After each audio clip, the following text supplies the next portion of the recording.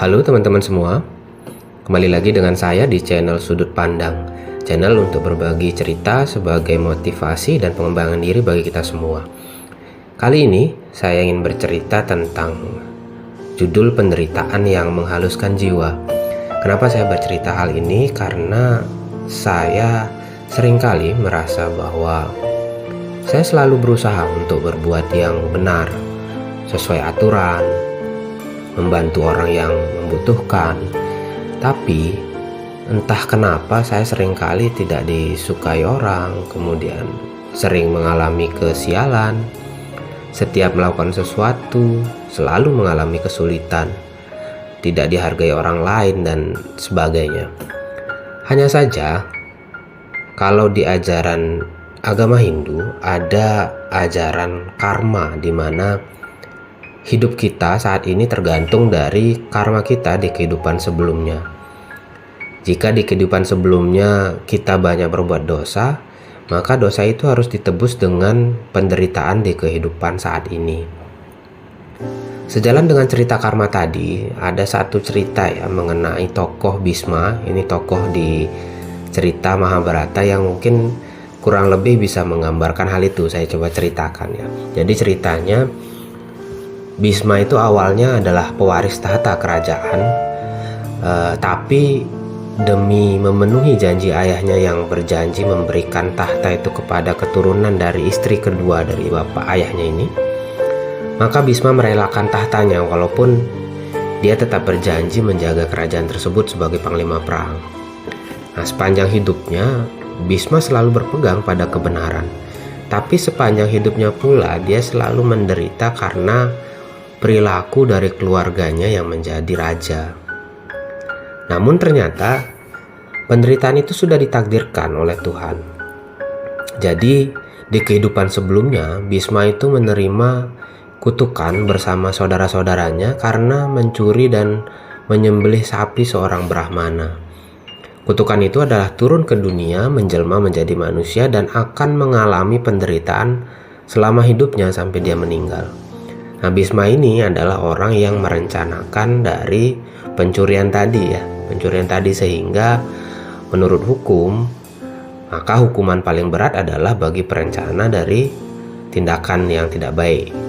Nah, karena dosa paling besar dimiliki oleh Bhisma selaku pihak yang merencanakan, maka dia yang paling lama hidup di antara saudara-saudaranya dan paling lama mengalami penderitaan.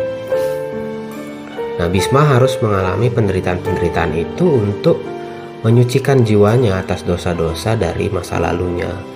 Bahkan sampai menjelang ajalnya pun Bhisma masih menderita.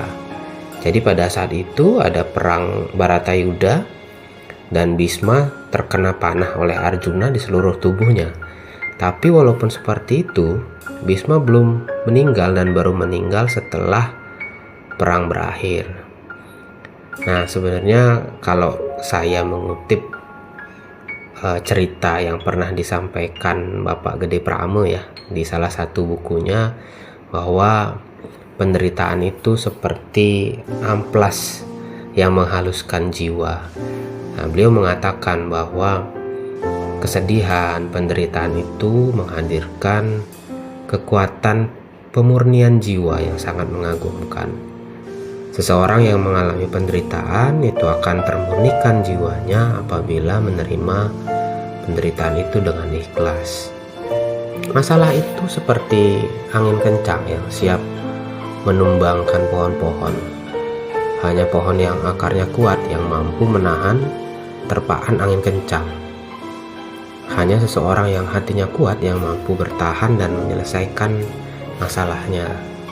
Jadi saya dari cerita itu berpikir kembali ya, bahwa walaupun kita mungkin sudah berbuat yang benar, berbuat yang baik, tapi ternyata tetap saja kesulitan menghampiri kita, penderitaan menghampiri kita, ya kita mungkin tidak harus mengasihani diri sendiri, karena mungkin siapa tahu penderitaan itu, kesulitan itu hadir untuk menghapus dosa-dosa kita di masa lalu, untuk menghaluskan jiwa kita.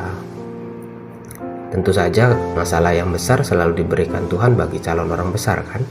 Jadi mungkin kita bisa membesarkan hati kita bahwa mungkin Tuhan memberikan kesempatan bagi kita untuk menjadi orang yang besar. Mungkin begitu ya cerita kali ini.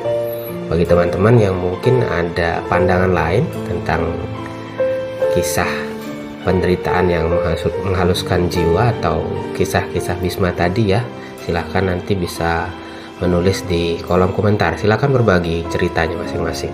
Terima kasih, sampai ketemu di video selanjutnya.